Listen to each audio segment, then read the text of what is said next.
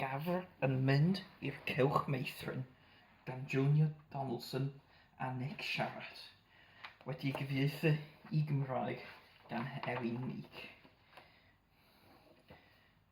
Daeth y ffrindiau i'r Cylch Meithrin.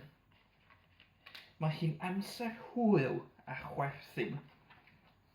Mae'r gath yn rhoi ei chod ar y fachyn, ac mae'r arf yn troi fel olwyn. Pan fydd y wiwer wrth y tywod, bydd yr afr yn gwneud sŵn hynod.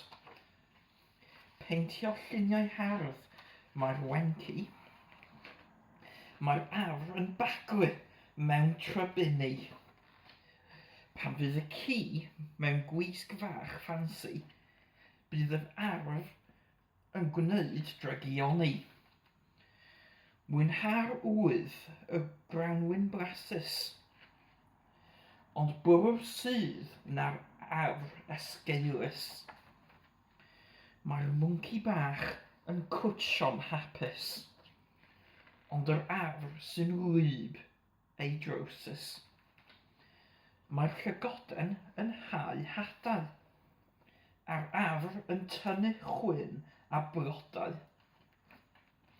Cana'r wiwer, wel mae'n seren, cwymp ar arf, oddi ar y siglen.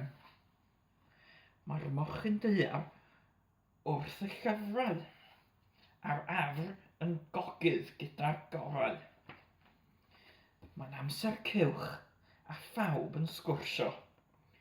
Gwell gan yr afr yw mynd i ddringo.